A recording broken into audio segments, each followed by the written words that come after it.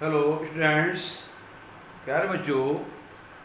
आज आपका टॉपिक है संवेग, मोमेंटम। मोमेंटम को हम इस प्रकार समझ सकते हैं। आपने देखा होगा, अपने डेली लाइफ में देखते होंगे, जब कोई भिन्न भिन्न द्रव्यमान वाली वस्तुएं अगर एक समान चाल से चल रही हैं तो उनको हमें विरामावस्था से गति अवस्था में लाने के लिए अधिक बल लगाना पड़ेगा। यानी कि जो अधिक भार वाली वस्तु है उसको रोकने के लिए या उसको गतिमान करने के लिए अधिक बल लगाना पड़ेगा। इसी प्रकार से अगर कोई वस्तु कम द्रव्यमान की है तो उसको रोकने के लिए या उसको विरामावस्था से गतिमान करने के लिए अधिक बल लगाना पड़ेगा। इसी प्रकार से अगर दो वस्तुएं उनके वेग समान हैं, अगर वेग भिन्न है उनके और भार समान है, तो जो वस्तु जिसका वेग अधिक होगा उसको रोकने के लिए हमें अधिक बल लगाना पड़ेगा, और जिसका वेग कम होगा उसको रोकने के लिए हमें कम बल लगाना पड़ेगा। ये आप जो है डेली लाइफ में देखते होंगे, कोई वस्तु बहुत स्पीड से आ रही है उसको हम रोकेंगे तो हमें अधिक बल लगाना पड़ेगा। तो इस तरह से हम इसको यहाँ पर सीखते हैं दो केसेस के द्वारा। केस नंबर 1, यदि भिन्न भिन्न द्रव्यमान वाली दो वस्तुएं एक समान वेग से चल रही हैं। पहला केस है कि भिन्न भिन्न द्रव्यमान वाली दो वस्तुएं एक समान वेग से चल रही हैं, और दूसरा केस यह है कि यदि समान द्रव्यमान की दो वस्तुएं भिन्न भिन्न गतियों में गतिमान हैं। तो मैंने बताया भी कि जो भिन्न भिन्न द्रव्यमान यानी कि एक द्रव्यमान, एक वस्तु का द्रव्यमान अधिक है और एक वस्तु का द्रव्यमान कम है, मगर वेग उनके समान है, तो जो अधिक द्रव्यमान वाली वस्तु है उसको हम जब रोकेंगे तो हमें अधिक बल लगाना पड़ेगा, और जो कम द्रव्यमान वाली वस्तु है उसको अगर हम रोकेंगे या विरामावस्था से गतिमान करेंगे तो हमें अधिक बल लगाना पड़ेगा। इसी प्रकार से केस नंबर 2 में जब द्रव्यमान जो है समान है और उनके वेग जो है वो अलग हैं।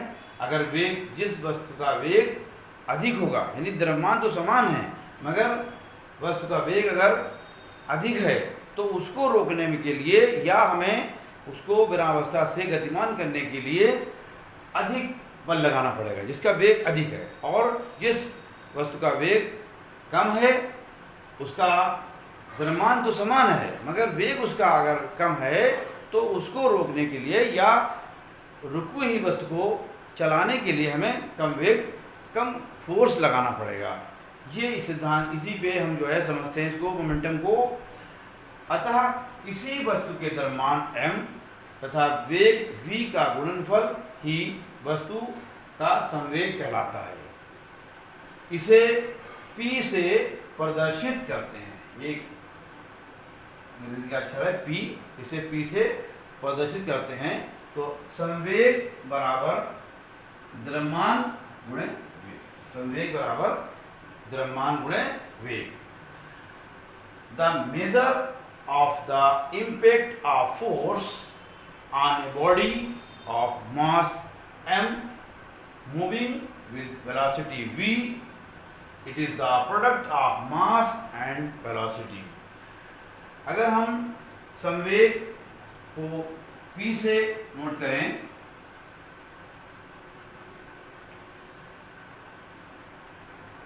संवेग और द्रव्यमान को m और वेग v,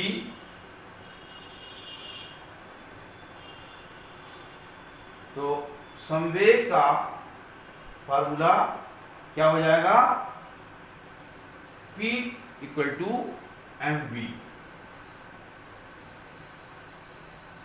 P equal to mv। ये हो गया द्रव्यमान, संवेग बराबर द्रव्यमान गुणे वेग, यानी कि P इक्वल टू mv। तो संवेग क्या हुआ? वस्तु का द्रव्यमान और वस्तु का वेग दोनों के गुणनफल को के बराबर होता है संवेग। संवेग का मात्रक, इसको दो सिस्टम में इसको निकालते हैं। पहले सीजीएस सिस्टम में इसका मात्रक होता है ग्राम सेंटीमीटर पर सेकेंड। क्या होता है? सीजीएस में सिस्टम में ग्राम, सीजीएस सिस्टम में ग्राम सेंटीमीटर पर सेकेंड, ये सीजीएस सिस्टम में। और इसी का, इसको जो है हम डाइन के नाम से भी कहते हैं। ये डाइन,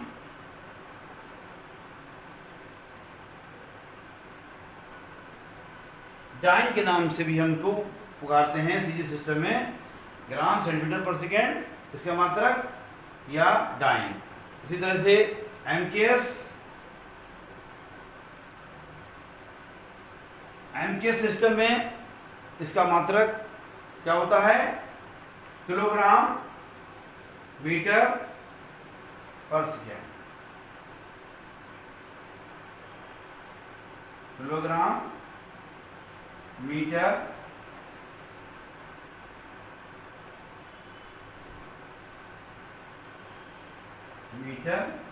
पर सेकेंड। ये एमकेएस पद्धति में इसका मात्रक है, और इसको हम न्यूटन सेकेंड भी कहते हैं। इसका दूसरा नाम जो है मात्रक न्यूटन सेकेंड।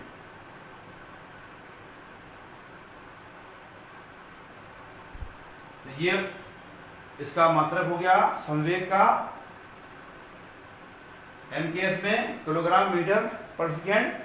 अब हम इसको ऐसे भी लिख सकते हैं, केजी मीटर पर सेकेंड। इसी को हम ऐसे भी लिख सकते हैं, केजी मीटर सेकेंड -1। हम इस तरह जो सेकेंड जो है -1 तो हो जाएगा, इसको हम ऐसे भी लिख सकते हैं। Thank you.